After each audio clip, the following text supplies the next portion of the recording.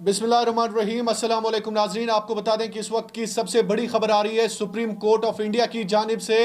और आपको बता दें कि 370 के हवाले से एक बड़ी खबर आ रही है। बड़ी खबर यह है कि गुज़िश्ता कई सालों से लगातार 370 की पिटिशन जो है वो सुप्रीम कोर्ट में उस हवाले से कोई भी फैसला या कोई भी समाअत या कोई भी सुनवाई नहीं हो रही थी।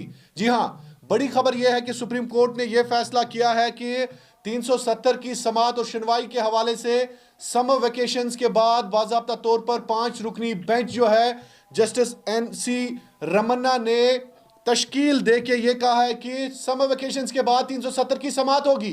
बड़ी खबर हम आपको दे रहे हैं। लेकिन इस हवाले से आपको बता दें कि CPIM के सीनियर लीडर मोहम्मद यूसुफ तारिगामी ने इस हवाले से सुप्रीम कोर्ट में अर्जी दायर की थी। उन्होंने कहा था कि 370 की समाअत के हवाले से सुप्रीम कोर्ट में जो अर्जी सर्द खाने में है उस हवाले से सुप्रीम कोर्ट क्यों कोई फैसला नहीं ले रही है। मोहम्मद यूसुफ तारिगामी की समाअत के साथ साथ एक और वकील जो है सुप्रीम कोर्ट ऑफ इंडिया में, उन्होंने भी ये कहा है कि सुप्रीम कोर्ट ऑफ इंडिया को चाहिए कि वो बाज़ाब्ता तौर पर शेखर नाबदे वकील का नाम है, उन्होंने जस्टिस NC रमन्ना को दरख्वास्त की है कि वो डिलिमिटेशन इस वक्त जम्मू कश्मीर में चल रही है, क्योंकि डिलिमिटेशन आखिरी मरहले में दाखिल हो गई है। उस हवाले से सुप्रीम कोर्ट को बाज़ाब्ता तौर पर इस हवाले से कोई ना कोई फैसला या सुनवाई करनी चाहिए। बहरहाल इस वक्त हमारे साथ मौजूद है PAGD के तर्जमान और CPIM के सीनियर लीडर मोहम्मद यूसुफ तारिगामी। तारिगामी साहब, क्या कहेंगे आप इस हवाले से? नहीं, मैं यही कहूंगा कि बहुत देर कर दी, लेकिन बेटर लेट देन नेवर। 3 साल का पुरसा लगभग अब होने को जा रहा है। जी, कई साल हमने दरवाजा खटखटाया, मैंने भी और जमातों ने भी और बड़े कदावर शख्सियात ने भी मुल्क भर के कई कदावर शख्सियतों ने भी अर्जदाश पेश की थी कि जो गवर्नमेंट ऑफ इंडिया ने किया यकतरफा तौर पर बिला जवाज गैर आईनी तौर पर जो कॉन्स्टिट्यूशनल एक राइट्स थे, लेजिटिमेट राइट्स थे जम्मू कश्मीर के मुतालिक 370 के दायरे के अंदर 35A के दायरे के अंदर उन्हें बैक जुडिशल कलम जम्मू कश्मीर में लॉकडाउन करके क्रैकडाउन करके खत्म कर दिया। ये एक असाल्ट है न सिर्फ basic structure of constitution of India, बल्कि इसके अलावा जो बॉन्ड ऑफ रिलेशन है between union of India and Jammu and Kashmir, उसे भी आंच आई है। बिल्कुल बिल्कुल तारिगामी साहब, बहरहाल बीजेपी के इल्जामात भी आप पर हैं, नेशनल कॉन्फ्रेंस पर, PDP पर, आपकी पार्टी पर, चूंकि उनके भी इल्जामात हैं, आप भी इल्जामात उन पे लगा रहे हैं, ये सियासी इल्जाम है। लेकिन इस वक्त का जो फैसला है इस हवाले से आपका क्या कहना है? नहीं, इस वक्त इल्जामात और क्या, कौन से इल्जामात? एक ही इल्जाम है हमारा कि हमने आज तक ये जो आईनी पोजीशन है उसके दायरे के अंदर काम करने का सलीका रास्ता चुना। नहीं, इल्जामात ये है तारिगामी साहब, बहरहाल ये टॉपिक लंबा है। बीजेपी के इल्जामात, जब हम बीजेपी के लीडरान से बात करते हैं इस हवाले से, उनका कहना है, नहीं, आप सुनिए मेरी बात। उनका कहना है कि कांग्रेस ने कौन सा खैर किया है, कांग्रेस ने कौन सा खैर किया है आप पे? आप कांग्रेस के गीत गा रहे हैं। आप मुझे बताइए, हम कांग्रेस के मदा कब बन गए जो हम पर ये इल्जाम आ जाए? जी, हम पर ये इल्जाम क्यों? हम कांग्रेस कब खैर खा बनी हमारी तारिगामी की? हमने कब वकालतनामा लिया उनका? ना हमने अपना वकालतनामा किसी और को दिया। जी, असल सवाल है बीजेपी अपनी करनी पर पर्दा डालकर डिस्टॉर्ट करती है तारीखी हकाइक को, आईनी पोजीशन को, जो मुल्क के लिए ठीक नहीं, जम्मू कश्मीर के लिए ठीक नहीं। और इसीलिए हमने दरवाजा खटखटाया ऑनरेबल सुप्रीम कोर्ट का, और हमें ताज्जुब रहा कि 2019 में ही एप्लीकेशन हमारी तरफ से दाखिल की गई लेकिन आज तक सुनवाई नहीं हुई। जी हमने बीच में, जैसा कि आपने भी बताया, आपके पास भी वो पिटीशन होगी। बिल्कुल बिल्कुल बिल्कुल। मैंने एक पिटीशन दायर की सबसे पहले, और फिर रजू किया सुप्रीम कोर्ट से कि हमारी अर्जदाश्तें जो पड़ी हैं, हमारे कानूनी आईनी हैसियत के मुतालिक उनकी सुनवाई हो। वो इसलिए भी जरूरी है क्योंकि ये सरकार मनमाने ढंग से ऐसे अमल पर ऐसे कार्रवाइयां कर रही है जम्मू कश्मीर में, जी जो जो इस पिटीशन में हमने चैलेंज की है। मसलन रीऑर्गेनाइजेशन एक्ट, हमने रीऑर्गेनाइजेशन एक्ट को चैलेंज किया कि ये गैर आईनी है।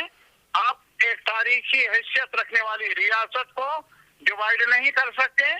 आप एक तारीखी हैसियत रखने वाले रियासत को हिस्टोरिक पर्सपेक्टिव में भी अगर आप देख लेंगे, एक पुराना एक यूनिट रहा है, उसको आप डाउन साइज कर लें, डिवाइड कर लें एकतरफा तौर पर, आप मेरे बारे में फैसला कर लें मुझे पूछे बिना, ये इंसाफ नहीं। और इसीलिए हमने कहा सुप्रीम कोर्ट से, ये ऐसी कार्रवाइयां जारी रख रहे हैं, इस वजह से रोकने की जरूरत है। और इस वजह से भी जरूरी है कि अगर सुनवाई न हो तो इस सरकार को हौसला मिलता है मनमानी करने का। नहीं तारिक हामिद साहब, ये खबर सुनी। तारिक हामिद साहब, आपको सुप्रीम कोर्ट पर क्या पूरा भरोसा आप रख रहे हैं कि जिस तरह से मैं बताऊंगा, हमें पार्लियामेंट पर भी भरोसा है, हमें आज भी इदारों पर भरोसा है। यह अलग सवाल है कि इस सरकार ने ये जो तानाशाही के रास्ते पर चल रही है, ये विकार नहीं रखते हैं इंस्टीट्यूशंस का, ये नहीं रखते हैं उन इंस्टीट्यूशंस का, सुप्रीम कोर्ट समेत, पार्लियामेंट समेत, इलेक्शन कमीशन समेत और भी इदारे हैं, जिनकी वजह से ये जो पार्लिमानी जमहूरी निजाम है हिंदुस्तान में वो बरकरार है। तो इसी वजह से हमने ये भरोसा ना भरोसा करने का सवाल नहीं। अब देखते हैं क्या होगा, उसके मुताबिक। तो कब आप एक्सपेक्ट कर रहे हैं तारिक हामिद साहब, आप कब एक्सपेक्ट कर रहे हैं कि केस लिस्टेड होगा? मुझे मालूम नहीं जी, मैं कोई नजूमी नहीं हूँ, इसीलिए मैंने रुजू किया है सुप्रीम कोर्ट से, सुनवाई हो।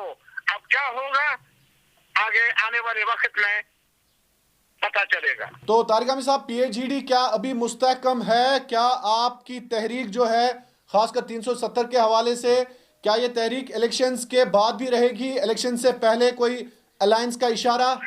माफ करना, आप उस शख्स से बता रहे हैं जिसके लिए इलेक्शन कोई बड़ी बात नहीं है। हक है अवाम का इलेक्शन, वो कोई फेवर नहीं होगा। लेकिन नहीं, मैं जाती तौर से मैं देखिए तारिक हामिद साहब, मैं जाती तौर पर आपसे ये नहीं पूछ रहा हूँ, मैं इज्तिमाई लिहाज से आपकी तहरीक जो है उस हवाले से। आज तक हमने 2019 4 अगस्त को कहा, न सिर्फ हमने जो आज पीएचईडी के साथ है, और भी सियासी पार्टियों ने उस वक्त हलफ उठाया कि हम इस पर साबित कदम रहेंगे। मैं रहूं या न रहूं, कश्मीरी आवाम, जम्मू के आवाम साबित कदम रहेंगे इस सवाल को लेकर। हमें अपनी आईनी कानूनी हैसियत बहाल की जाए। ठीक है तारिक हामिद साहब, बहुत बहुत शुक्रिया आपका, बहुत बहुत शुक्रिया आपका।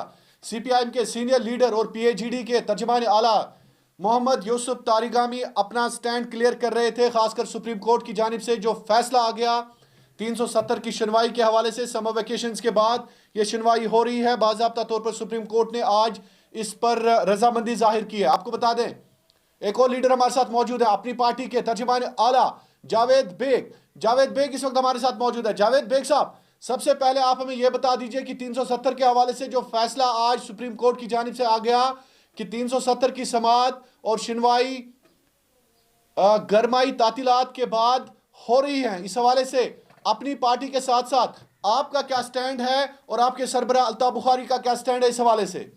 शाहिद साहब, मैं आपकी जुबानी ये सुन रहा हूँ कि सुप्रीम कोर्ट ने ये फैसला किया है कि वो छुट्टियों के बाद 370 पे सुनवाई शुरू करेंगे।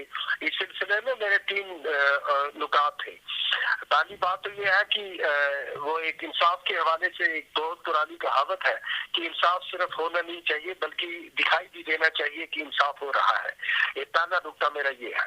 दूसरा नुकता ये है कि जो लोग और जो ऑर्गेनाइजेशन सुप्रीम कोर्ट में इस इलेक्शन को कंटेस्ट कर रही है, उनको बड़े सीरियस सिंसियरिटी के साथ और सीरियसनेस के साथ इस केस को कंटेस्ट करना चाहिए सुप्रीम कोर्ट के अंदर, क्योंकि इस के साथ बहुत सारी उम्मीदें हमारी जुड़ी हुई है। इस केस के साथ पूरी कौम की उम्मीदें इस केस के साथ जुड़ी है, लिहाजा इस केस को कंटेस्ट करना चाहिए हमें, वो कहते हैं कि आखिरी हद तक जाके। तीसरा जो आपने इसको डिलिमिटेशन के साथ जोड़ के जो कहते हैं कि जजेस ने डिलिमिटेशन को ज़हन में रखते हुए ये बात की है, तो फिर मुझे इसमें एक खदशा ये नजर आता है कि जो यहाँ के अफसर हैं, सरकारी ऑफिसर साहिबान और ब्यूरोक्रेसी जम्मू कश्मीर की, वो नहीं चाहती है कि यहाँ इलेक्शन इस वक्त हो। अगर वो इसको 370 के साथ जोड़ के डिलिमिटेशन के साथ जोड़ के इस केस को सुनना चाहते हैं, तो फिर मरकजी सरकार और रियासती सरकार ने एक खुफिया समझौता कर लिया है आपस में कि वो इलेक्शन 2024 में करवाएंगे जब यहाँ पार्लियामेंट इलेक्शन होंगे, और उसके लिए इस केस को सुनवाई शुरू करेंगे और फिर डिलिमिटेशन रिपोर्ट जो है वो शाया हो जा, अगर हो भी जाएगी उसको हो सकता है ये कहते हैं कि अभी इसको स्टे कर दें, अभी इस पर अमल दरामद ना हो ताकि इलेक्शन डिले कर दिए जाए। अगर ये इलेक्शन डिले करने की कोई टैक्टिक है तो फिर मैं इसको अफसोसनाक कहूंगा, अदरवाइज ये एक खुशाइन बात है।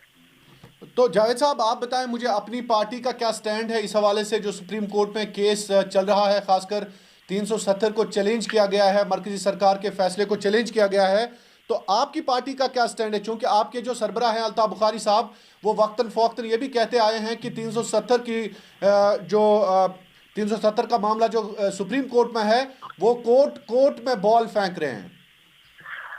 देखें, ये मैं आपकी खिदमत में अर्ज करना चाहता हूँ और आपके जरिए जहाँ तक ये आवाज पहुँचती है सबकी खिदमत में अर्ज करना चाहता हूँ कि एक ही चीज पर कश्मीर के तमाम पॉलिटिशियंस ऑन बोर्ड हैं, और वो ये एक नुकता है कि अगर आपको कोई वाकई इंसाफ की बुनियाद पर रिलीफ मिलता है तो वो सिर्फ आपको सुप्रीम कोर्ट से मिलेगा। इसीलिए मैंने ये कहा कि ये अक्रॉस पार्टी लाइन्स एक कंसेंसस इस बात पर है कि सुप्रीम कोर्ट के अंदर हमको बहुत ही सीरियसनेस के साथ और सिंसियरिटी के साथ इस केस को कंटेस्ट करना चाहिए, क्योंकि इसके साथ हमारा मुस्तकबिल जुड़ा हुआ है। अपनी पार्टी का मौक़िफ़ यही है कि अगर सुप्रीम कोर्ट हमको रिलीफ नहीं मिलेगा, then there is nobody between supreme court and God. अगर वहां से आपको रिलीफ नहीं मिलता फिर आपको कहीं से रिलीफ नहीं मिलेगा। तो चलिए नाजरीन, बात कर रहे थे जावेद हसन बेग साहब, इस हवाले से इन्होंने अपना मौक़िफ़ जाहिर किया कि अपनी पार्टी का क्या स्टैंड है, अपनी पार्टी का क्या मौक़िफ़ है इस हवाले से कि 370 की सुनवाई हो रही है। छुट्टियों के बाद सुप्रीम कोर्ट ऑफ इंडिया इस केस को लिस्ट कर रहा है। आपका बहुत बहुत शुक्रिया कश्मीर क्राउन देखने के लिए।